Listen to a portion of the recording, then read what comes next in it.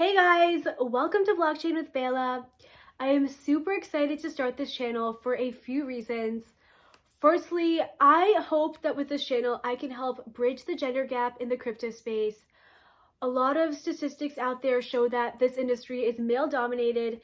I hope that with this channel, by putting my face out there, I can help bring a female perspective to the crypto space and get more women involved.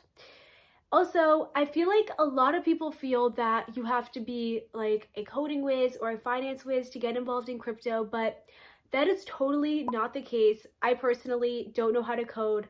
I took like one coding class when I was in high school. I wasn't very good at it. I am a broadcast journalism major. I like reading the news. I like learning new things, and that is how I am helping to get myself involved in crypto. And you too, by watching my videos, by doing a little bit of research, can get involved as well. So with that, I want to today talk about one of the biggest crypto trends at the moment, and that is NFTs. All right, so what does NFT stand for? NFT stands for non-fungible token. That is obviously a term that is not used often in day-to-day conversation, so let's translate that into plain, simple English. Let's start with the non-fungible part of that. So non-fungible basically means non-replaceable or unique. I'm gonna give an example from Legally Blonde. I feel like everyone's seen that movie. So you know that iconic pink outfit Reese Witherspoon wore in that movie? That is an example of something that is non-fungible. There's only one of those outfits out there. It's an original piece, and if Reese Witherspoon were to lose that, it would be over. She can't get another one of those original pieces back. So that's an example of something that is non-fungible. Also, side note, Reese Witherspoon actually is like an NFT crypto influencer. She's super into this stuff. She wants to get more women into crypto. She's supporting NFTs that are made by women. Her current Twitter profile actually happens to be of an NFT that she owns. So ladies, if you're looking for a female crypto influencer, definitely check out Reese Witherspoon. You can learn a lot from her. Anyway, back to Legally Blonde, back to her outfit. That pink outfit, non-fungible. An example of something that is fungible is these Nike sneakers right here. These sneakers are fungible because there is a surplus of these being made every day, I'm sure, at the Nike store. So if I were to lose these, I could go and order another pair. They would be replaced. So sneakers, this t-shirt, like jewelry pieces, like this ring right here, that's super common. Like those are pieces that are fungible.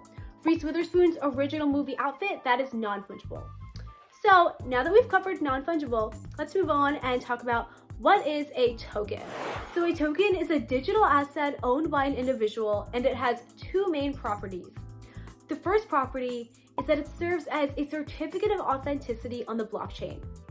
The second property is that it serves as a receipt on the blockchain proving who the actual owner is of the asset. So let me give you an example. Here's first a real world example.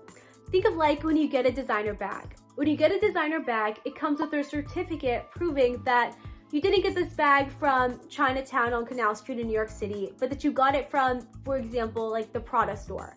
And it proves that the bag is real and authentic. Similarly, when you get the receipt from the store, it proves that the bag belongs to you. So let me give you another example that's more relevant to NFTs. So Snoop Dogg, the rapper, recently just purchased a Bored Ape from the Bored Ape Yacht Club NFT collection. That's a very famous and popular NFT collection. So basically it would say on the blockchain, number one, that Snoop Dogg purchased this Bored Ape from Bored Ape Yacht Club. So that would basically prove that this Bored Ape is authentic and real. And number two, it would say that this Bored Ape belongs to Snoop Dogg. So now that we understand what non-fungible token means, let's now discuss what can be an NFT. Basically anything digital. For example, JPEG files, photos, videos, music, even tweets. Any of those sorts of digital assets can be created into an NFT. People also talk about real-world physical items like real estate and artwork being created into contracts and then turned into NFTs, but that has not really become mainstream yet. And lastly, the biggest question, what can you do with an NFT? If you're into gaming, you can use NFTs to buy clothes, property, props, and other digital assets for your gaming characters. NFTs have also influenced the fashion industry. Brands like Burberry, Louis Vuitton, Nike, and Adidas have started creating content for the space. And then people also say NFTs will find more use in the metaverse, which is that futuristic world Mark Zuckerberg is working on. But aside from that, in the real world, NFTs are just about as useful as, for example, the original Mona Lisa painting sitting in the Louvre in Paris. I'm sure the Louvre feels great about having that painting, and then people go there and they're like, oh my gosh, this is the original, and they take a bunch of selfies with it, and they appreciate its presence. And it's kind of like having a collector's item, and it's like a status symbol. You can buy an NFT and put it as your profile photo on social media, and then everyone sees you as someone legit in the crypto space. And also, NFTs are a great way to support your favorite artists and creators because it allows creators to properly monetize their work and get their well-deserved royalties. So that's all I have to say about NFTs for today. Next time, I will show you guys how to create and sell an NFT.